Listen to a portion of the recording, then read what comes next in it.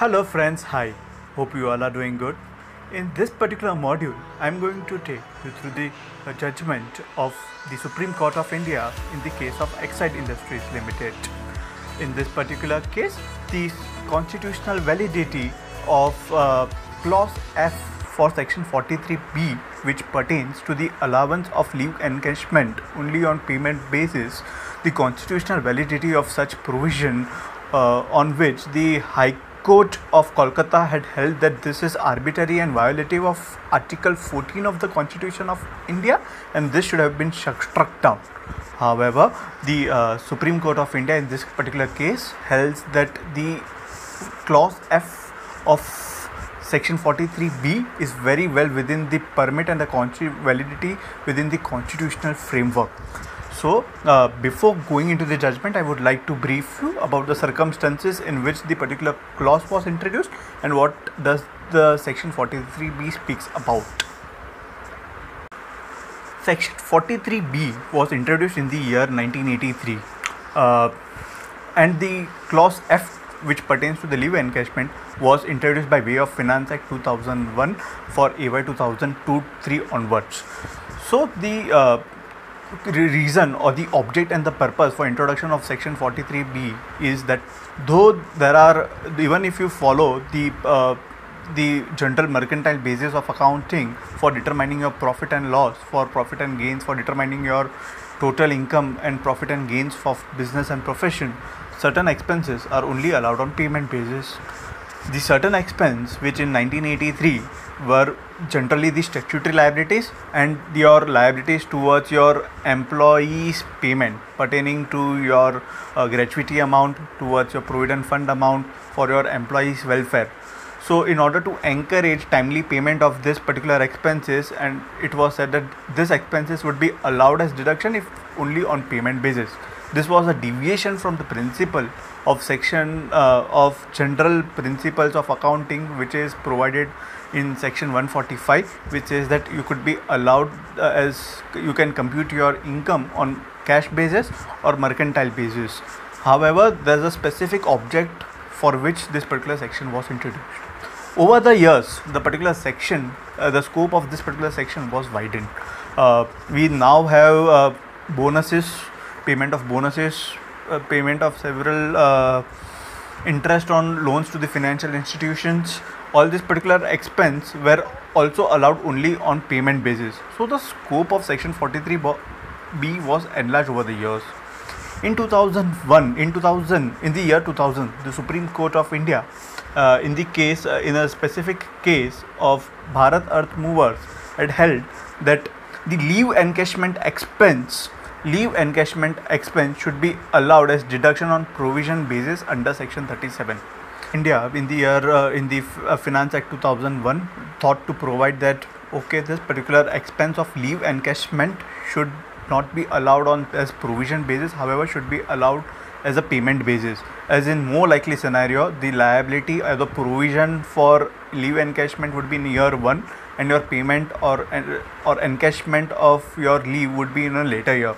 So in order to provide a timing difference of allowing this expenditure, they held that okay, this particular expense should also form part of your section 43B. Now section 43B, one has to now understand as to what particular basis can a constitutional validity of a provision of the act could be challenged. So there's a famous ruling of the Supreme Court of India in the case of state of Madhya Pradesh versus Rakesh Kohli. In this particular judgment, the very basic principle which comes out is that in order to put a constitutional validity of the provision of act, there are twofold aspects which one needs to consider. So the first one is whether there is the existence of enacting power of the legislator, and the second one is whether the provision impinges upon the right of the part 3 of the Constitution of India. Part 3 of the Constitution of India, which is the fundamental rights enshrined in the Constitution of India. Generally, Article 14 is the right for equality. So these are the specific principles which one has to look at. It further goes on to say that while dealing with statutes on taxation, while determining the constitutional validity of such provision, one also has to consider certain other factors. Like there is always a presumption in favor of constitutionality of the provisions of the act. If it is a taxing statute, there is no enactment can be struck down only because it is considered as arbitrary, irrational, or it is unreasonable.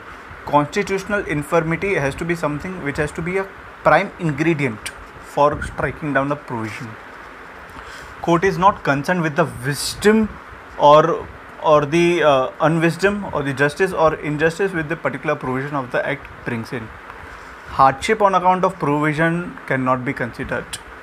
Then legislator enjoys greater flexibility in classification in the taxation laws. These are some specific principles which are for the constitutional validity which are laid down by the Supreme Court of India. The Supreme Court of India has further time and again gone on to say that whether the power of legislature to enact something, when to enact, what to enact, and how to enact is always with the legislature. How prudent is that? It can again not be questioned. Timing of this particular thing cannot be questioned. Content and extent of the provision cannot be questioned. Given this background, I would like to now focus on the grounds on which the High Court ruled against the validity. So there were three specific reasons on which the High Court had ruled on this validity. The first one is that non-disclosure of the object and reasons behind enactment. There was no specific object and reasons which was given by the government in the explanatory statements. Second, inconsistency of clause F of section 43B and absence of nexus of clause with the original enactment. And the third is the enactment has been triggered solely to nullify the decision of the Supreme Court in the case of Bharat Earth Movers. Now, the Supreme Court has actually answered on each of these three aspects, which I will be taking you through. The first one is the non-disclosure of the object and reasons.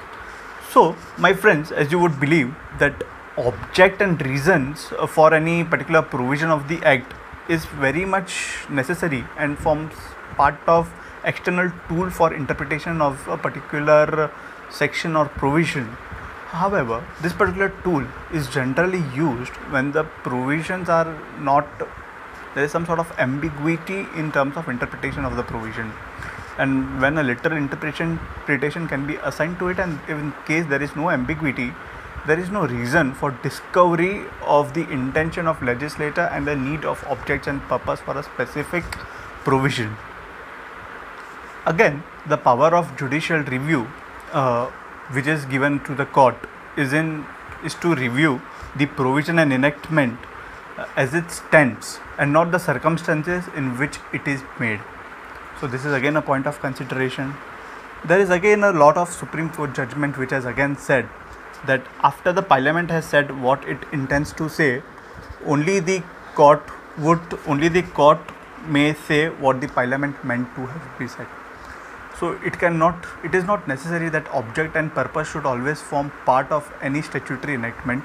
It is only a tool of interpretation and not beyond that. The Supreme Court again said that to hold the provision as violative of the Constitution on account of failure of legislature to state the object and reasons would amount to indirect scrutiny of the motives of the legislator behind the enactment. Such a course of action, in our view, is unwarranted. On the second ground, as I said before, the specific reason for inclusion of section 43B in the Act was to discourage late payment of statutory obligations and statutory liabilities and employee welfare related payments. So in this context, the SSC argued that there is no clear object and reasons for its inclusion on the main section by this particular payment not in sync with the object of the reason for which section 43B was introduced. In this context, the Supreme Court has held that at the outset we observe that the grounds are ill-founded. In the basic scheme of section 43B, there is no direct or indirect limitation upon the power of legislator to include only the particular type of payments in ambit of section 43B. Besides, as I told you before, if you see the background of section 43B, the legislator in his wisdom has enlarged the scope to include the bonus related payments as well as to even include the other interest related deduction under the scope of section 43B.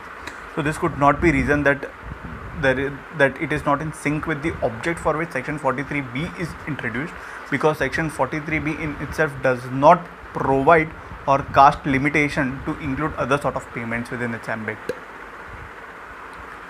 The third reason provided that was that the particular amendment is subjugating the decision of the Supreme Court in the case of Bharat Movers, which is it is encroaching upon the power of judiciary. So in this context, the Supreme Court has held that it cannot be said that the legislator in his wisdom can also enact some provisions which has a retrospective effect only in case where the government is trying by way of declaration and not doing anything otherwise. If government is trying to override some decision of the judiciary, that too of the Supreme Court of India, then only in such circumstances a constitutional validity could be questioned.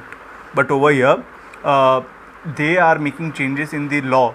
Even a retrospective levy is fine. Then in such a case, a constitutional validity could not be questioned. Further, the particular amendment does not take away the entitlement of SSC to claim deduction. It as such creates or enables the SSC to claim deduction, but the only rider is that it should be allowed on the payment basis. So it is nowhere disabling you, it is only creating a timing difference. So it is not in any case even overriding the judgment of the Supreme Court of India. Basis all the reasoning, the Supreme Court held that the respondent has neither made a case of non-existence of competence for legislator to enact law, nor demonstrated any constitutional infirmity in clause F. Accordingly, the constitutional validity of clause F should not be questioned, and it was held in the favor of revenue as such. Thank you, friends. Have a great day.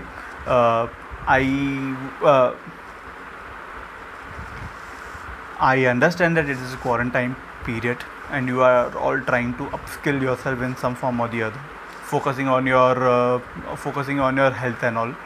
So just friends, have a great day, great time ahead. Try to upskill yourself as much as possible. It's the best time for this. Thank you, friends. Have a great day. Enjoy your lockdown by reading something or the other. Thank you, friends. Bye.